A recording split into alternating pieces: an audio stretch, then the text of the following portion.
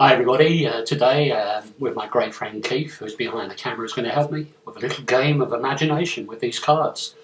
Keith, would you say you have a good imagination? Yes. Excellent. I want you to imagine here that we have 5 cards: the Ace of Spades, 2 of Spades, 3 of Spades, 4 of Spades, and the 5 of Spades. That's Ace, 2, 3, 4 and 5. Some are odd, some are even. In your imagination, which ones do you take out? Even, please. Even. So that's the 2 and the 4 you're holding in your imagination. Which one do you give to me? I'll go for the 4. You give me the 4, yeah?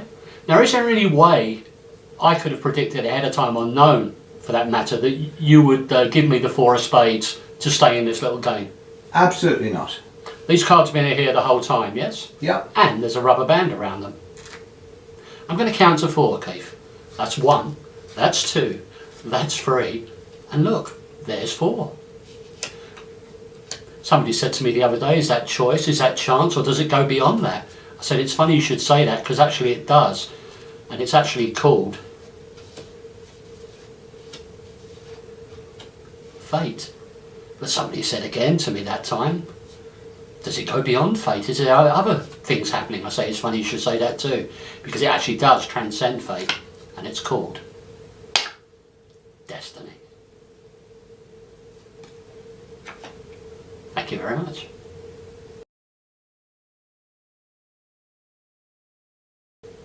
Hi there, thank you so much for purchasing Destiny. Destiny was inspired by the great Max Maven's B-Wave. Some people call that B-Wave. This effect doesn't use gimmick cards, and it's a combination of custom printed cards that you're supplied with Magician's Choice, which some people call Equivoque or Equivoque. And we're going to discuss now exactly what you receive in your package and how to bring the effect home. So what you will receive with your DVD are 5 cards. 4 of them are blueback bicycle cards, and each has a different letter on them, which when you put them together spells the word fate.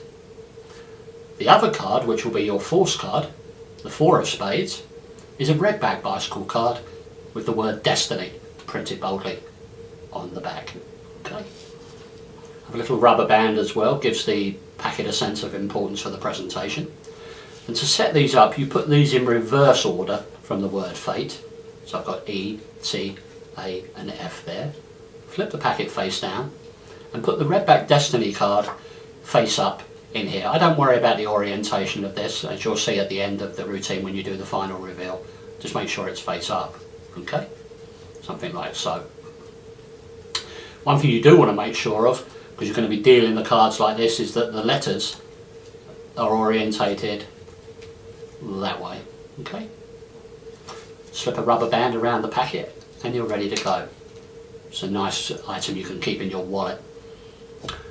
So I talk about how we're going to play a little game of imagination, and I asked Keith, my good friend who's behind the camera today, Keith, do you have a good imagination? You run with his answer, you can have some fun with that as well. And then you say, I want you to imagine that we've got 5 cards here. The Ace of Spades, as I point to my little finger, the 2 of Spades, the 3 of Spades, the 4 of Spades, and the 5 of Spades. So that's, and I repeat this, so I'm crystal clear, Ace, 2, 3, 4 and 5. Some are odd, some are even. You're very casual with that, you don't want too much verbiage with this. You say, so some are odd and some are even. Now we're going to go into the Magician's Choice or the Equivoque. In performance, I said to Keith, in your imagination, which ones do you take out, the odds or the evens? We'll deal with the various scenarios now. Keith said the evens, and then I said, and which one do you, which one of those 2 you're holding do you give to me? I say that's the 2 and the 4, so which one do you give to me? And he said the 4. Now, that's the perfect scenario. And I say, is there any way I could have predicted or known ahead of time that you would give me the 4 of Spades to stay in this little game? And he says, no way, there isn't no way, and it's very, very fair. Okay? Then we unslip the packet and do the reveal, but I'm going to cover all the other Equivoque possibilities before we do that, so everything's compact. We say we've got the Ace, 2, 3, 4, 5 of Spades, some are odd, some are even, and I say to Keith, which ones do you take out in your imagination, the odd or the even? If he says the even again, and I say, which one do you give to me? And he says, I give you the 2. Now I reword it by saying, so that means you're holding the 4 of Spades in your imagination. Is there any way I could have known you would be holding the 4 of Spades to stay in the game? and then you finish the effect as per the performance. What happens, however, if you get a situation where the spectator says, take out the odds? Well, the nice thing is you have the great verbal ambiguity of take out, because take out can be interpreted as take out to use, or take out to get rid of or remove. It's the same kind of thing. So Keith said, take out the odds. I say, fine, they're gone. That leaves us with the evens, the 2 of spades and the 4 of spades. Imagine holding them at your fingertips as I mime this action. Which one do you give to me? If Keith says the 4, I say the 4 of spades. Is there any way I could have predicted ahead of time or known that you would give me the 4 of spades to stay in this game? Again, he or she will say no. If they say, however, give you the 2, I say that means you're holding the 4 of spades. Is there any way, now directing to the spectator's actions, is there any way I could have known that you would be holding the 4 of spades to stay in the game? They say no. I say this packet of cards has been here the whole time. I'm going to take off the rubber band. I'm now going to count to 4. And I'm going to deal from my left to right. I deal 1, calling out 2, 3, and that should come as a nice surprise there when the 4 appears on 4 of spades. Push that down and then deal this remaining card to the right of it. Push this card forward. And I say, I was doing this the other day and somebody said to me, is it choice, is it chance, or does it go beyond that? I say, actually it does. And I turn the cards over away from me like this to reveal the letters which form the word fate, as I say, fate. Pause a bit here, don't rush this, and then say, but then somebody else once said to me, do you believe in fate? I said, actually I do, but some things actually transcend and go beyond fate. And do you know what they're called? Get a reaction from your spectator. I say, it's actually called, as I pick up the card, I check the orientation of the card and turn it slowly towards the spectators, flick the card and say it's called destiny. Pausing in that moment, dropping the card down like that. And that's the explanation for destiny. I sincerely hope you have a lot of fun with it. It resets almost immediately by gathering up the cards and just placing the 4 of spades. Second from bottom face up, put the rubber band around it, and you're good to go. Enjoy.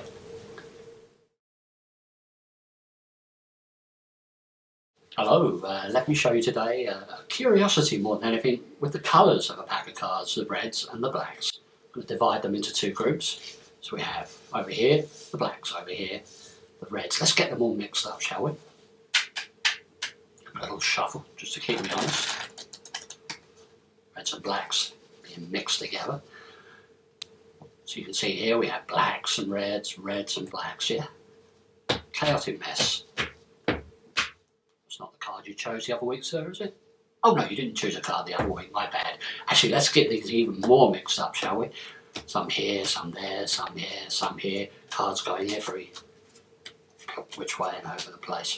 Something like so. In fact, let's spread these out. You can see complete chaos here. And if the spectator was here, they could push them together.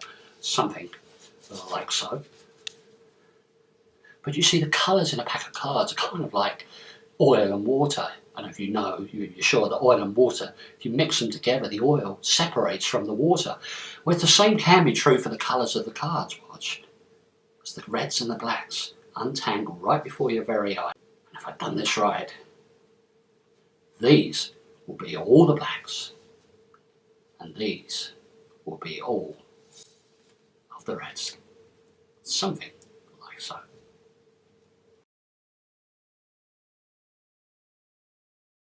Hey guys, welcome to the explanation for Perception, the bonus routine on this project. Perception is a full deck oil and water routine, just one phase, and that's all you need with a full deck. I've got quite a few credits and inspirations to cover here with this, in addition to teaching you my Perception full shuffle, which you can use as a full deck full shuffle for lots of tricks if you work with a stack deck like the Monica or Simon Aronson stack or any of the popular stacks, or for keeping reds and blacks together, as in this case. So, separate the blacks from the reds, display the cards in 2 red spreads like this, blacks on your right, reds on your left. Gather the cards up, got to tap them together to make sure they're nice and square. Now it's much easier to perform this on a surface like a close-up pad, like I've got the luxury of today, or if you're working on a table that's got a bit of give, you know, maybe some matting underneath or something like that. First up, I say, let's get these These cards are interesting. The colours are kind of interesting. This is a curiosity of colours. I don't mention oil and water at this moment in the presentation. We tack that on at the end of the effect, prior to the climax. First up, we're going to create the illusion of riffle shuffling the cards together. Here we're going to use a very simple form of the classic Zarrow shuffle by the late great Herb Zarrow. Beautiful, beautiful full deck control. In this instance, I'm going to riffle shuffle the cards together and secretly position or reposition all the red cards underneath this face black card. So let's go. Take the deck, hold the decks from above, the 2 packets from above, thumb at the inner end, second and third fingers at the outer end. And what you're going to do is riffle shuffle. Firstly, you're going to release with your right thumb maybe about 5 or 6 or 7 cards from the bottom of that packet, creating like a little bed. And then continue riffle shuffling off both packets simultaneously, and just make sure that you leave a black card on top of everything. Okay, just go back, make a little bed with the right hand portion, 5 or 6 cards, riffle shuffle off normally, just make sure you hold back. It's very easy, it's a tactile thing. The more you do it, the easier it will be. And just make sure that black card stays on the face. Now we're going to push the 2 halves together, apparently meshing the cards together, but really we're going to secretly disengage this red packet so that it goes secretly underneath this black ace of clubs here.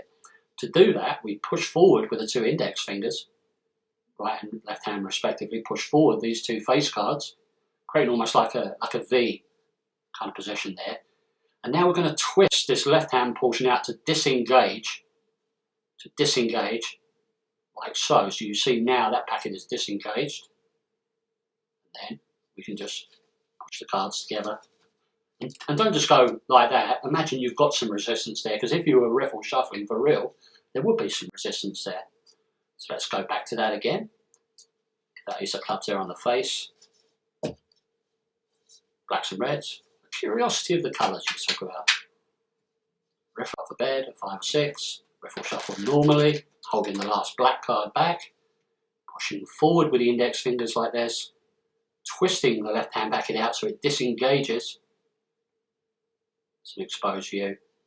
And then push together. And imagine you get some resistance there. Apparently you've shuffled the cards together, but really this is your actual position. A black card, ace of clubs in this case, 26 red cards and the other 25 black cards. Black, all the reds, all the blacks.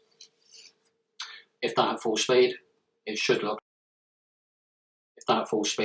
something like this. There's your blacks, there's your reds. Really get these guys mixed together. Like that, yeah? Okay. So now we're going to do a beautiful display by the late great Darrell Easton, a 6-packet display that he used in a triumph routine he published in his book Secrets of a Puerto Rican Gambler many years ago. Darrell used it in the context of a triumph, showing face up and face down. Here I've applied it to showing reds and blacks being mixed. It's very, very convincing. What I do is come over my right hand, cut away just under half the deck, making sure a red card appears there. Put this packet to the right, hold both packets from above. I come forward with both hands. I let about 5 or 6 cards, 5, 6, 7 cards or so, spring off my thumbs, like this, as I drop them down. And I come towards me to the table edge with these 2 packets, let a few more cards drop off the bottom of each packet, and then come forward like that. Now look at that. That's a beautiful display. I say, look how well the colours are mixed. I don't say, look, red, black, red, black, black, red, black. I just say, look how well the colours are mixed. I come forward with these 2 packets, put them on the outer packets, then come backwards like this, come forwards again, and I put this right hand packet on top of the left hand packet. Now I need to secretly displace this top card. If you wanted to, you could do some kind of double undercut or slip cut here. I just do a little joke as a ruse to get that card out of play and on the bottom. And I say, and isn't that the card you chose the other week when I saw you here at this bar? Or you topicalise it to wherever you're working, or if you're working for friends that you chose the other week around our house. Have a little laugh with it and then just drop these on top. So under the cover of a ruse, a little joke, you've got the dirty work done. Well, the great news is the deck is now separated into 26 black and 26 red. You could end right there. But what I'm going to do now is tag on my perception full deck full shuffle. This was inspired by a beautiful false cut called the Paradise False Cut by the late Gary Ouellette. Gary's false cut appeared in his Genie column many years ago, and it was a case of holding the pack from above face up, swing cutting small packets like this and turning the hand down and dropping the packets down like this, which doesn't disturb the integrity of the order of the stack of cards you're using. What I've done here with the perception shuffle, though, is made it far more casual and to create the perception, hence the name, of the cards being mixed. With the cards necktied towards me so that people can't see the faces, I say, let's really get these mixed up. I push off about half a dozen or so cards, toss them down to my left, push off another 5 or 6 cards, toss them on top but to my right. Then I repeat this, overlapping the packets like this. When you get into the black section, you've got great freedom to actually mix some of those cards amongst themselves, exposed to you, because all you're doing is mixing black amongst black. Obviously done with the faces towards you. Thumbs and second fingers come over, push and squeeze like a squeezing action into that position. Now we're going to make an elongated ribbon spread, bringing the pack forward like this. Now look at that. Look at that illusion there of chaos. That looks really, really fair. And if I had a spectator here, I'd have them push them together. I say shuffling, shuffling, shuffling. Juan Tamariz uses this in his work a hell of a lot, this subtlety of the spectator pushing an elongated ribbon spread together. And I say, you know, colours are like oil and water. You try to mix them and they unmix. It's true, it's not magic, it's science. If you try to mix oil and water like salad dressing, the oil will disperse and separate from the water. You could just ribbon spread the deck to show the separation, but I use a lovely Alan Ackerman idea from his book, Here's My Card. I come over with the right hand and make the Tamariz gesture here for oil and water. I say, but let's see if we can separate them. I come over, pause and lift off just under half. As I make a grabbing action up like this, turn that packet over. Now make a left to right ribbon spread across the table, showing all the blacks. Turn this packet over. Now these are all reds, with 1 or 2 or 3 in this case blacks, but no problem, because I'm going to spread this pack and make a continuation of the ribbon spread, putting them on there and spreading away, showing all the reds. Something like so. So if you think about it, that perception shuffle can be used for all kinds of tricks. If you just want to do a full shuffle casually on the table, you can just do this. You know, something like that, just mixing them up. You have a great illusion.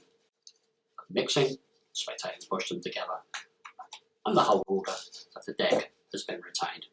Play with it, work with it, and above all, enjoy it, and that's perception.